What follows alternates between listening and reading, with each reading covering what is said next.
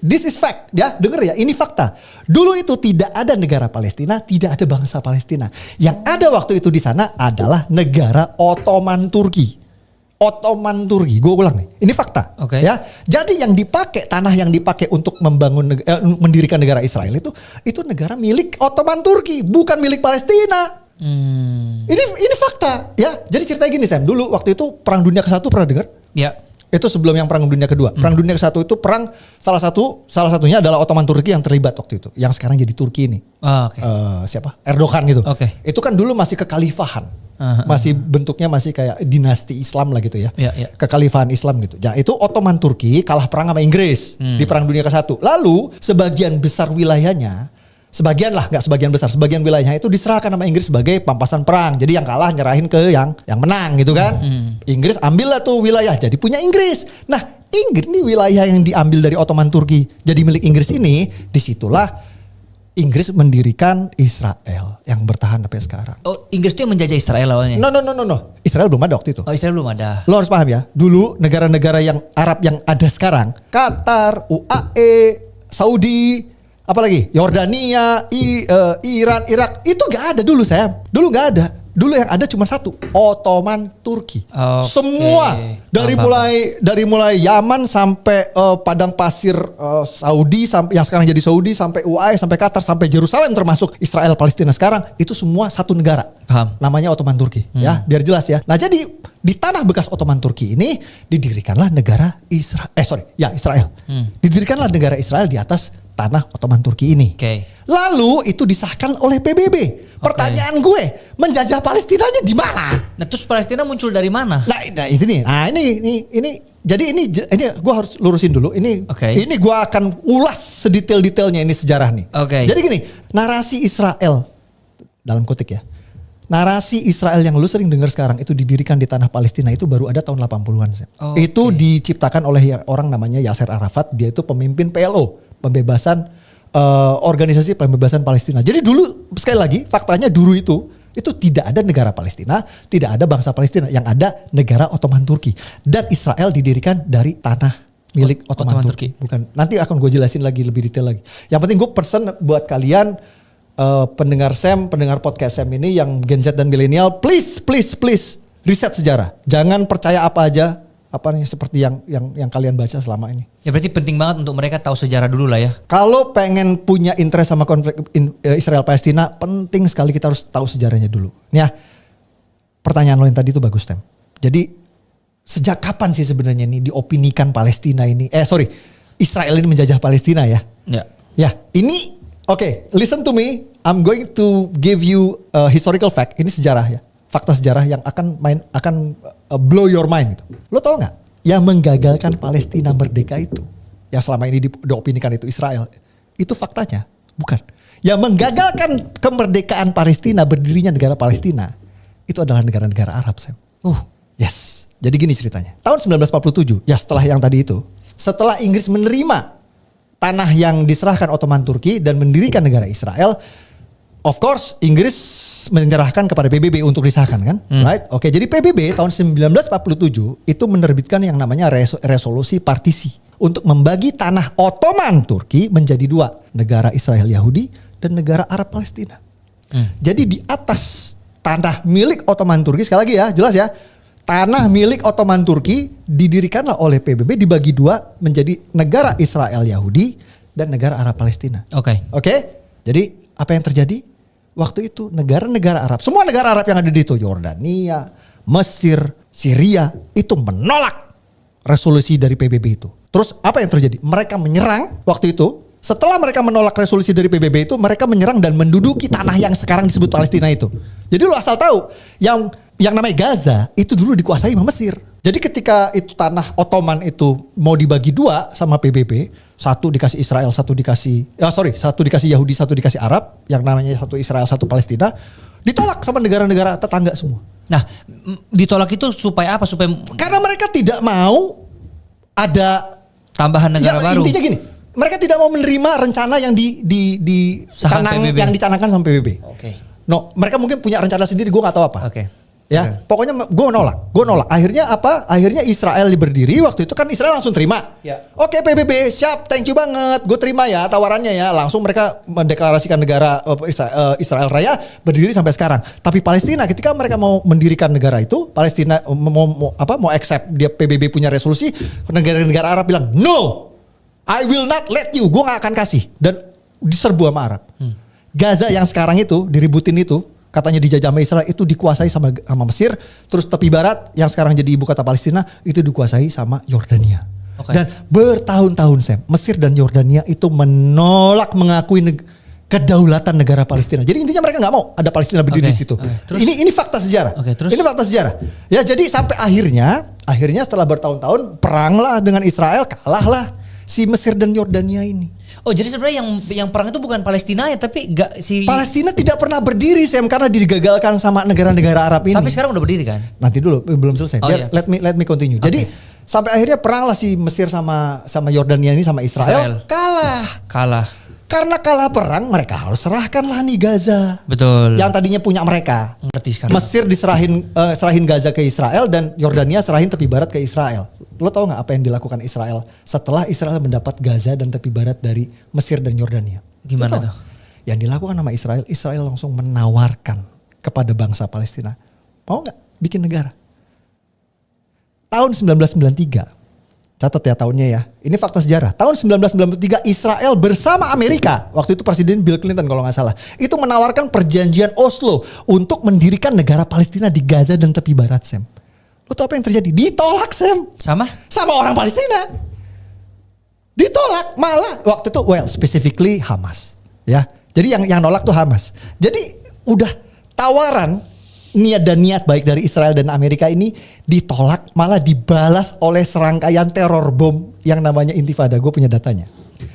Juni 2001. Jadi ini pasca dari tawaran pendirikan negara Palestina di perjanjian Oslo di Amerika itu terjadi serangkaian teror bom yang namanya Intifada. Juni 2001 serangan bom di kafe Tel Aviv tewaskan 21 anak remaja. Agustus 2001 serangan bom di restoran Yerusalem tewaskan 15 warga. Desember 2001 serangan bom lagi tewas 13 tewas dan Maret 2002 serangan bom lagi 30 tewas beruntun Sam. Karena serangan beruntun inilah. Nah ini harus paham ya. Karena serangan bom beruntun inilah makanya Israel terpaksa membangun pagar tinggi yang membatasi orang keluar masuk Gaza. Kalau lo pengen tahu sejarahnya nih. Oh jadi orang sekarang nih Sam, let me finish. Orang sekarang ribut Gaza open air prison. Gaza itu penjara terbuka. Mereka apa pernah membahas bahwa Israel itu terpaksa bangun dinding itu karena untuk mencegah serangkaian teror bom itu. Pernah nggak dibahas di sini? Nggak pernah. Jadi ini biar jelas clear. Jadi faktanya dulu Gaza itu nggak dipagar seperti sekarang sama dinding tinggi itu nggak ada. Dulu tuh warga Gaza Sam. Jadi yang namanya ekonomi itu kan yang prosper itu waktu itu emang dari dulu sampai sekarang itu Israel. Israel emang prosper lah karena Israel itu sekutunya Inggris dan Amerika. Of course mereka akan membantu ekonomi Israel untuk prosper. Jadi yang namanya job opportunity, lapangan kerja itu adanya di Israel. Orang Gaza dulu itu bebas pergi ke Israel untuk bekerja. Tapi gara-gara ada serangan bom beruntun yang namanya Intifada itu Sam, akhirnya Israel terpaksa bangun dinding mengelilingi Gaza dan membatasi geraknya mobilitas warga Gaza. Apa yang terjadi? Siapa yang paling menderita? Gue pengen tanya. Yep. Yang paling menderita ya warga Gaza. Siapa yang biang kerok yang paling membuat warga Gaza menderita? Akhirnya nggak bisa nyari duit, nggak bisa nyari nafkah, nggak bisa. Itulah serangan teror bom yang dilakukan Hamas itu. Itu realitas. Nah ini fakta. Ini biar gue nggak ngalor ngidul, gue pakai data ya. Yeah. Fakta penting lagi, setelah Amerika dan Israel menawarkan penjadian Oslo untuk mendirikan negara Palestina yang ditolak tahun 1993, tahun 2007 Sam, ya waktu itu Presiden Amerikanya George Bush. Amerika dan Israel kembali menawarkan kedua kalinya nih yang namanya two state solution. Lo pernah dengar? Ini sangat-sangat terkenal nih. Kalau lo sorry gue bukan pencinta sejarah jadi gue baru tahu. Jadi kalau lo familiar sama konflik Israel Palestina itu terkenal sama yang istilahnya two state solution atau solusi dua negara. Two state solution. Jadi supaya damai nih orang-orang nih. Aduh lo nih ribut mulu gitu kan, lo bunuh-bunuhan mulu. Udah damailah. Lo bikin negara, urus negara lo masing-masing kan gitu. Nah itu Amerika yang rajin nawarin itu. Amerika tahun 2007, Presiden Amerika George Bush menawarkan two state solution, solusi dua negara. Oke, Palestina udah ya, jangan ribut. Lo dirikan negara Palestina berdampingan dengan Israel ya, udah ya, urus negara lo masing-masing. Tahu apa yang terjadi? Sorry, waktu itu tawaran dari Amerika itu disetujui. Jadi disetujui sama? Oke, let me explain. Kalau lo nggak familiar, ini buat Gen Z sama milenial, kalau nggak familiar. Palestina ini punya pemerintah kayak Indonesia. Palestina punya pemerintah kayak Indonesia. Punya presiden, Okay. ya, punya ibu kota negara gitu. Presiden Palestina itu namanya Mahmud Abbas. Itulah presiden resmi Palestina kayak sekarang Pak Jokowi lah di kita. Ada itu nggak dianggap dong sama Hamas. Jadi waktu itu presiden Palestina itu sudah menyetujui. Oke, terima kasih Amerika. Gue terima nih, gue accept ya solusi dua negaranya ya. Oke, kita move on ya. Damai. Lo tau apa yang terjadi? Ditolak sama Hamas. Hamas ini kenapa power sepowerful itu sih? Karena dia itu kayak apa ya? Kayak partai oposisi lah kalau di sini. Gitu. Jadi pemerintah balik lagi pemerintah sah Palestina itu namanya rezimnya rezim Fatah. Nah, ini apa namanya itu? Hamas itu kayak partai oposisinya. Jadi ada dua partai besar, partai Fatah itu yang jadi pemerintah sekarang, rezim incumbent, ada lagi partai oposisinya namanya Hamas. Ditolak dong sama Hamas. Dan lo tahu nggak sejak 2007, sejak Amerika menawarkan solusi dua negara itu apa yang dilakukan Hamas?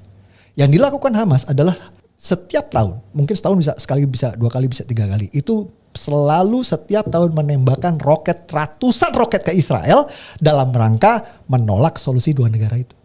Sampai segitunya. Pokoknya gue nggak mau damai, gue mau nyeperang. This is fact, ini fakta. Ya, ini fakta. Jadi biar tahu ya, kalau kita melek fakta sejarah, siapa sebenarnya biang kerok yang selalu menggagalkan pendirian negara Palestina? Bukan Israel. Namanya Hamas. Ini fakta. Dan Hamas sama Palestina itu dua hal yang berbeda ya? Oh, beda dong. Oke. Palestina itu nama bangsanya. Oke. Sekarang. Oke. Ya. Hamas itu cuman partai politik di sana. Palestina dulu adalah wilayah Ottoman. Begitu kemudian Ottoman itu kalah oleh Inggris ketika Perang Dunia Pertama, wilayahnya langsung dibagi dua lewat perjanjian Sykes-Picot namanya, 1916. 1917 ada deklarasi Balfour, pernah belajar ya? Pasti lupa ya. Nah, deklarasi Balfour itu adalah deklarasi yang memberikan tanah itu buat Federasi Zionis yang dipimpin oleh Theodor Herzl pada saat itu. Inggris memberikan tanah itu pada Federasi Zionis, sementara di tanah itu sudah ada orang-orang Muslim yang tinggal di sana. Oke. Lantas setelah itu kemudian Zionis mengatakan mulai dari sini ini tempat kami. Orang-orang ada di tempat, rumah-rumah mereka kemudian diambil, orang-orangnya kemudian disuruh keluar, dibunuhin. Ini tahun berapa tadi, Ustaz? 1917 ada deklarasi Balfour, 1922 Liga Bangsa-Bangsa itu menerbitkan Mandate for Palestine. Sebelum PBB ada LBB namanya, Liga Bangsa-Bangsa. Ya, Liga Bangsa-Bangsa pas masih Inggris, setelah jadi Amerika pasca Perang Dunia Kedua jadi PBB. Nah, kemudian ketika itu setelah mereka datang, mereka bunuhin orang-orang, ngusir orang-orang di sana dengan bantuan daripada Inggris. Nah, itulah namanya penjajahan kan. Persis nggak seperti yang terjadi di Indonesia. Ini Israel yang waktu itu... Israel belum ada, karena Israel baru ada 1948. Ini baru pendatang-pendatang ilegal yang dijamin oleh Inggris untuk datang ke sana. Mereka baru 1948 baru bikin negara. Dan ketika mereka bikin negara, yang mengokekan siapa? PBB dan Amerika. Iya. Dan PBB dan Amerika kemudian membawa lagi pasukan-pasukan untuk membuat orang-orang Israel bisa tinggal di sana dengan cara tadi, mengusirin orang-orang, bunuhin orang-orang. Kita lihat di sana kan ada videonya kan ya. Ada orang Amerika datang ke sini, ini mulai dari sana tempat saya. Loh, Jacob, kenapa kamu ngambil? Ini kan rumah saya. Ya bodo amat, kalau nggak saya ambil, ada orang lain yang ngambil. Tapi ini rumah saya dari dulu, saya nggak peduli. Ini semua sudah daerah kami. Nah, mereka displace orang, mereka bunuh orang, mereka ngusir orang dari rumahnya. Kalau definisinya bukan penjajahan, lalu definisi apa lagi? Ya kan ya, nah, maka itu sudah jelas berarti definisinya penjajahan. Karena penjajahan tidak harus dari negara ke negara. Karena Indonesia juga pada saat itu bukan negara, tapi kita juga bilang dijajah. Nah, itu yang pertama. Yang kedua tadi tentang permasalahan bahwasanya Palestina itu yang menyerang duluan dan segala macam. Ini yang terjadi kalau ada orang nonton Naruto itu langsung ke episode 230-an ketika Naruto Shippuden. Itu kan ya. Nah, ketika mereka nonton sudah 230-an, itu Obito baik gitu kan ya. Atau misalnya Pain itu jadi baik kan itu kan ya. Padahal mereka nggak lihat ini dari awal seperti apa. Yang terjadi adalah keadaan di Baitul Maqdis itu aman semenjak Perang Salib. Jadi cerita Perang Salib itu ada Salahuddin Al-Ayyubi yang kemudian mengambil kembali tanah Palestina. Kalau kita cerita sejarah terlalu panjang, aku potong di Perang Salib aja. Perang Salib terjadi, ada filmnya bagus, Kingdom of Heaven. Salahuddin datang kemudian mengambil kembali tanah Baitul Maqdis, Masjidil Aqsa. Itu tahun 1187. Pertempuran Hattin. Nah, setelah pertempuran Hattin, Yerusalem diambil kembali oleh orang-orang Muslim, dijaga dari tahun itu sampai dengan datangnya orang-orang Israel atau datangnya orang-orang Yahudi ke sana. Yang 1922 tadi itu ya? 1922 mulai datang ke sana tadi. Nah, itu aman tuh. Berarti udah berapa ratus tahun tuh aman di tangan orang-orang Muslim. Mereka sudah beranak pinak di sana, bahkan banyak orang Yahudi yang masuk Islam beranak pinak di sana. By the way, ada satu penelitian boleh diverifikasi. John Hopkins itu mengatakan bahwasanya setelah dia ngecek gen orang-orang yang ada di sana, itu sangat sedikit sekali, 95% atau 97,5% kalau nggak salah. Itu gen yang ada di orang-orang Israel yang tinggal di Israel sekarang itu bukan gen Hebrew Ancient. Bukan orang Yahudi. Bukan orang Yahudi. Malah ketika dites orang Palestina, mereka punya gen itu. Makanya sampai sekarang kan mereka nggak boleh tes genetik kan? Orang Israel ya? Nggak boleh. Oh. Nah itu salah satu peraturan yang aneh-aneh di sana. Itu boleh dicek lagi. Tapi yang jelas walaupun begitu kita itu nggak bisa menghapuskan sebuah fakta bahwa ketika sudah dijaga oleh Islam secara damai, datanglah orang-orang Yahudi ini atau yang mengaku Yahudi, lalu kemudian mereka membuat kerusakan dari tahun 1922 atau 1948 ketika Israel berdiri itu kalau mau dipendekin. Nah dari situ itu korban udah banyak. Pertanyaannya sederhana, Diponegoro tuh bagi kita pahlawan atau apa kira-kira? Pangeran Diponegoro. Pahlawan atau dia seorang teroris atau ekstremis? Nggak tahu sih jawabannya nih, Ustaz. Kalau bagi salah kita, jawab. Kalau bagi Diponegoro kita harusnya sih pahlawan. Pahlawan. Iya. Sultan Hasanuddin. Pahlawan sih. Pahlawan. Iya. Tapi bagi Belanda, penjajah. Iya, penjajah. Belanda bilang kami bangun benteng di Makassar itu untuk menahan serangan daripada orang-orang lokal yang barbar. Persis seperti ketika kita nonton film Avatar, which we are siding. Orang-orang Avatar atau orang-orang manusia-manusia yang pakai tentara-tentara itu, yang mana kira pernah nonton Avatar 2 nggak? Pernah. Yang mana kita siding? Yang biru-biru itu orang manusia? Yang biru-biru sih. Yang biru-biru. Kita pernah nonton Star Trek? Aku belum. Kayak Star Wars ya? Sorry Star Trek. Star Wars. Star Wars, iya. Which we are siding? Resistance ataupun yang pemerintah ya? Yang Resistance. Kan ada Luke Skywalker di situ kan, gitu kan ya. Iya. Ketika kita nonton Avatar, kita nonton kemudian Star Wars, kita pihak pada Resistance. Kenapa? Karena kita tahu mereka yang benar. Karena mereka mencoba untuk mempertahankan tanah mereka yang diambil oleh orang tanpa sebab hanya karena keuntungan biasa aja. Orang nonton Avatar sedih banget ketika kemudian ada anaknya Avatar yang meninggal. Spoiler, ya gitu kan ya, spoiler. Nggak apa-apa lah. Tapi ketika kita lihat Palestina, kok kita bisa bilang orang-orang Hamas itu adalah orang-orang yang justru barbar. Padahal mereka di situ baik-baik saja, tiba-tiba ada orang datang. Bayangkan Hamas itu baru mulai 1987. Itu baru mulai ada. Sementara kemudian orang-orang Yahudi ini sudah datang 1922 bikin masalah, 1948 bikin negara di tanah orang, lalu bunuhin orang-orang dan ngusir orang-orang yang ada di sana. Pertanyaannya, ada nggak sih opsi daripada orang-orang yang tinggal di sana selain fight back seperti dilakukan oleh orang-orang di Avatar? Andai kan mereka nggak fight back malah aneh kan gitu kan ya. Nah tiba-tiba bayangkan Sam, kita tinggal ketika di Indonesia lagi dijajah oleh Belanda. Tiba-tiba setelah 300 tahun kita dijajah oleh Belanda, tiba-tiba ada yang bilang di antara kita, ada Belanda datang nawarin Indonesia bagi dua aja. Kira-kira gimana? Makassar diambil sama Belanda, Sumatera bolehlah sama orang-orang Melayu. Nggak mau lah. Nggak mau, kenapa nggak mau? Karena ini tempat kita. Kalian yang datang sini tiba-tiba harus bagi dua. Pertanyaanku kalau kita relatekan pada keadaan yang sekarang, Israel itu didirikan di tanah Palestina yang mereka ambil dengan jaminan orang-orang Inggris seperti tadi cerita tadi. Part of it true. Iya. Ketika kemudian mereka ambil terus kemudian selama hampir 100 tahun sampai dengan sekarang, mereka membunuh orang-orang yang ada di sana. Kalau dimulai dari 1922 bahkan sudah 102 tahun mereka kemudian membunuh orang-orang di sana, menzolimi secara biadab dan semua terdokumentasi sampai dengan saat ini. Tiba-tiba setelah 100 tahun negara bagi dua. Oh, besok Cina akan bilang begini. Oh, jadi bisa ya kayak gitu ya. Jadi hukum dunia sekarang begini ya.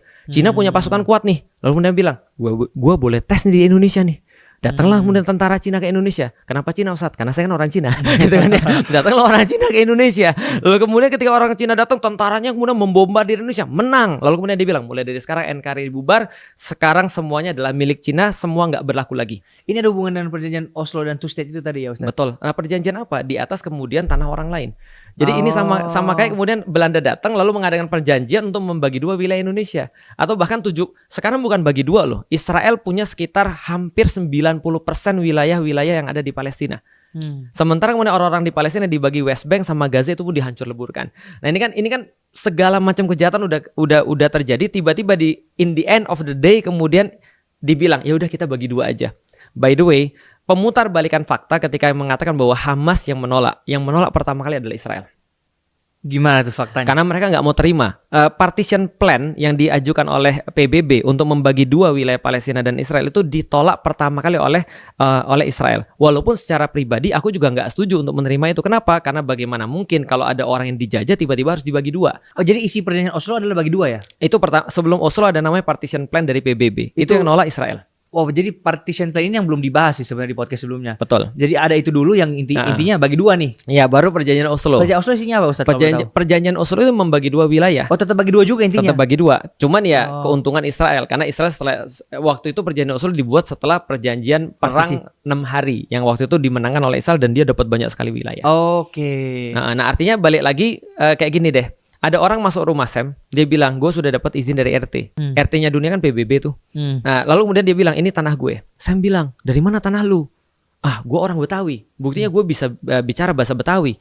Tapi saya bilang, saya memang dari Makassar. Tapi saya udah beli ini, sudah ada legal tanahnya. Enggak, gue orang Betawi. Dulu bapak gue tinggal di sini 70 tahun yang lalu. Saya bilang, lu ada bukti apa? Gue nggak perlu bukti, gue orang Betawi. Misalnya, kita terima. Enggak. Tiba-tiba dia bilang, setelah dia pukulin Sam dan keluarga, dihancurin segala macem. Tiba-tiba bilang, ya udah kita damai aja yuk. Lu ambil wilayah WC, aku ambil wilayah ruang tengah dan ruang tamu. Kamu WC dan kamu boleh ambil bagian pinggir di belakang tempat septic tank. Tentu sebagai manusia biasa kita nggak mau terima. Nah itu yang terjadi sebenarnya. Jadi adalah sesuatu yang sangat pemutar balikan fakta ketika dikatakan bahwasanya karena diserang terus oleh Hamas, dia buat pagar. Itu sama aja kayak ada orang habis mukulin orang terus bilang jangan berbuat kekerasan. Tapi dipukulin dulu orangnya, jangan berbuat kekerasan. Nah ini makanya orang-orang bilang bahwasanya Israel itu yang sekarang terjadi adalah dengan seluruh kezoliman yang mereka buat, ya it's amazing. Mereka masih bisa playing victim. Termasuk siapapun yang mendukungnya. Oke. Gitu. Jadi udah sedikit tergambar ya. Iya. Jadi artinya lucu aja ketika kita nonton film Avatar, kita sudah tahu Avatar tuh baik-baik saja sebelum datangnya tentara-tentara ini untuk nyari sesuatu di sana, nyari sesuatu resources di sana. Tiba-tiba terus kemudian ketika diserang, terus mereka nggak boleh fight back. Ketika fight back, kamu barbar. Tapi mereka dibunuhin terus. Terus ketika fight back, kamu barbar loh, kamu kok fight back. Sementara mereka dibunuhin terus dan dunia diam ketika mereka dibunuhin. Lah kita kan siding with Avatar dong. Siding with bukan Avatar, the native. Orang-orang itu siapa tuh? Penghuni pemuja Ewa. Gitu kan ya. Nah kenapa kita siding pada mereka? Karena mereka yang dizolimi. Sederhana. Nah makanya orang-orang bilang gini, it's amazing. Orang-orang nonton Avatar, mereka siding with resistance. Star Wars, mereka siding resistance. Ada lagi film judulnya apa tuh? Convergence. Itu kan ya, mereka siding with resistance. AOT. Attack on Titans gitu kan ya. Kita siding dengan kemudian orang-orang yang tinggal di situ karena mereka mau dihabisin dan apapun film-film yang lain. Tapi begitu urusan Palestina kita bilang Palestina orang-orang barbar, Israel orang-orang yang baik.